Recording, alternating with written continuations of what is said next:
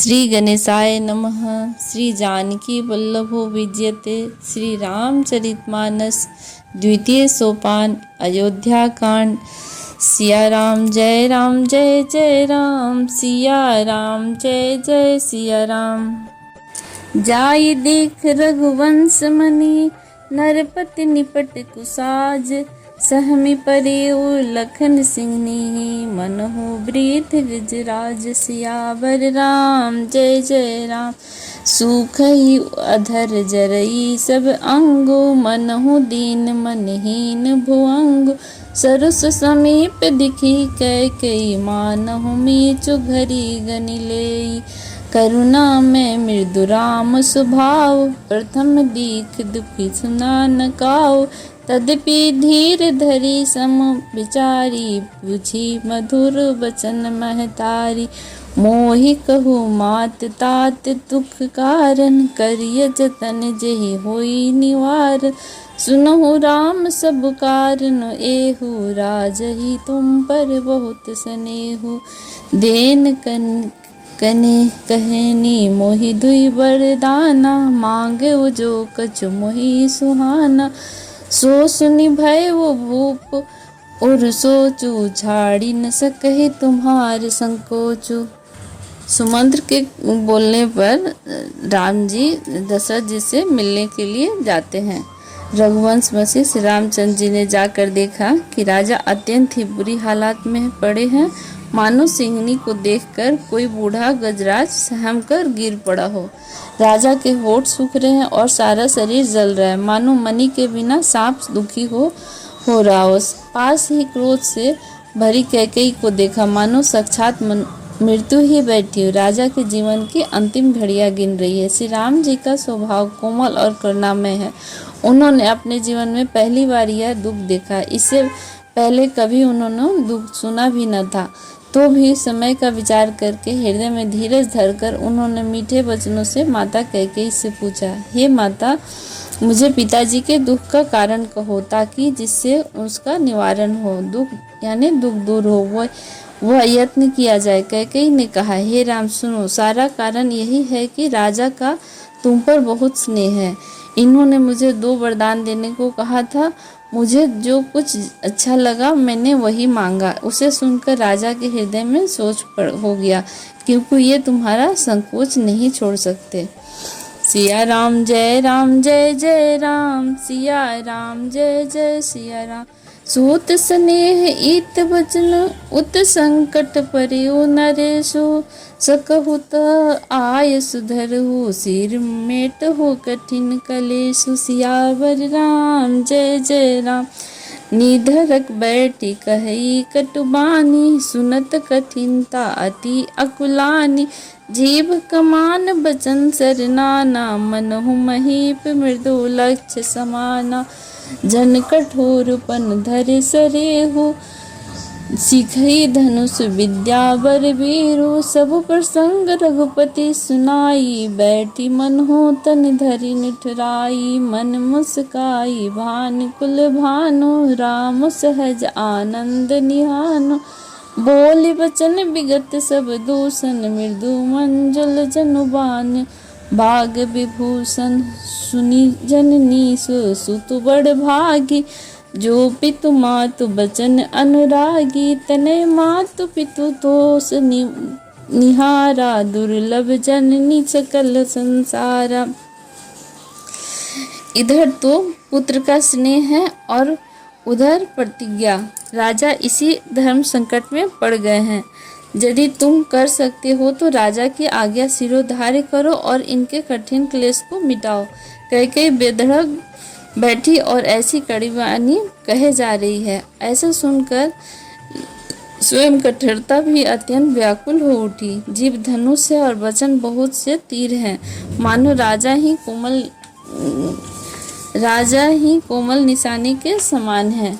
इस सारे साज समान के साथ मानो स्वयं कठोरपन और श्रेष्ठ वीर का शरीर धारण करके धनुष विद्या सीख रहा है।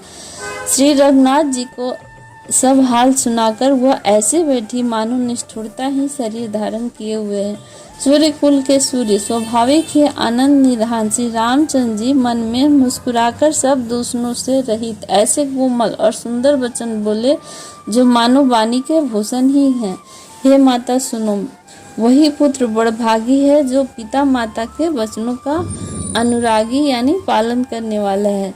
आज्ञा पालन के द्वारा माता पिता को संतुष्ट करने वाला पुत्र है। हे जननी, मेरे संसार में सारे संसार में ये दुर्लभ है। सिया राम जय जय राम, सिया राम जय जय जय सिया राम। मुनिगण मिलनु विशेष बना, सब ही भांति हित मोर। ते ही मह पितु आयसु, बरहि सम्मत जननी तोर। सियावर राम जय राम, भरत प्राण प्रिय पावहि राजे। विधि सब विधि मोहि सन्मुख आजो। जो न जाऊं बन ऐसो काजा, प्रथम गनीय मोहि मूढ़ समाजा। से वही अरु कल्पतरु त्यागी, परिहरि अमृत लेहि विसुमागी। ते न पाए अस समहु सुका चुकाही, देखो विचार मातु मन माही। अम्बे एक दुख मोहि विशेषी, निपट विकल नर नायक देख। थोड़े ही बात पित ही दुख भारी, होत प्रतीत न मोहि महतारी।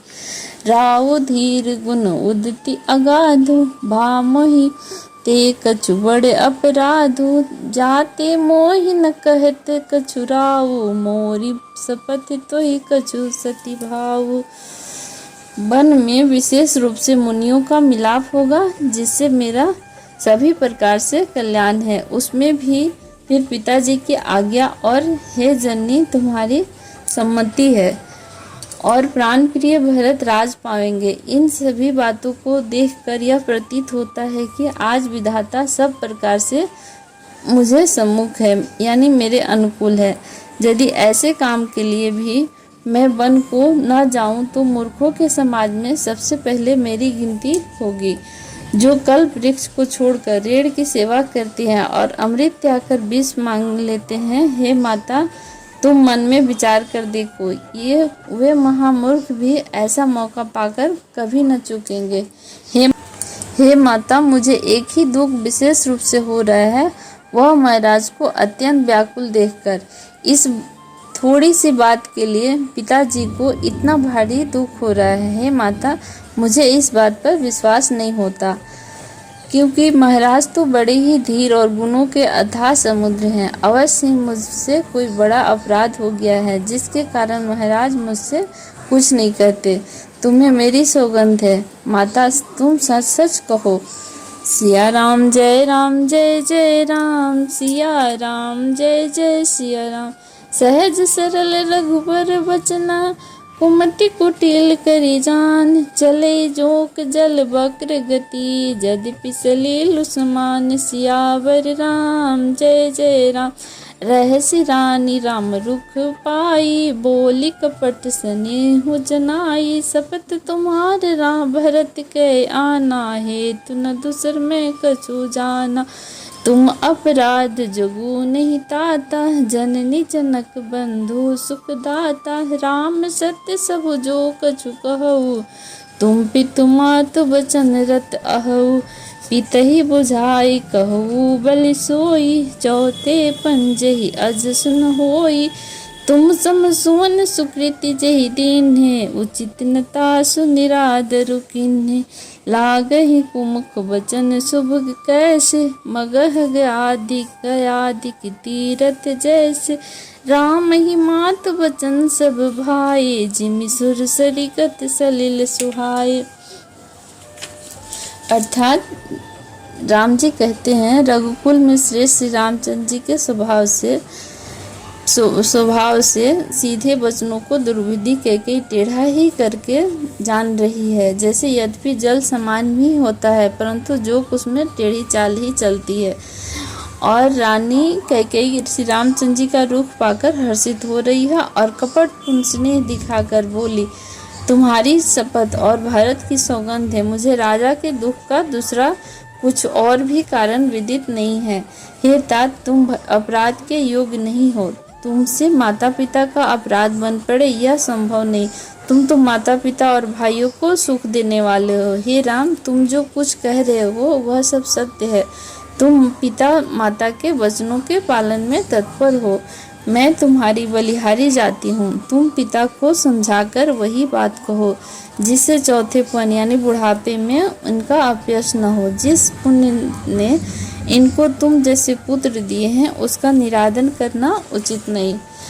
कैकेयी के बुरे मुख में ये शुभ वचन कैसे लगते हैं जैसे मगध देश में गया आदि का तीर्थ। श्री रामचंद्र जी को माता कैकेयी के सब वचन अच्छे लगे और जैसे गंगा में जाकर अच्छे बुरे सभी प्रकार के जल शुभ सुंदर हो जाते हैं। जय सिया राम। आगे की कथा अगले एपिसोड में।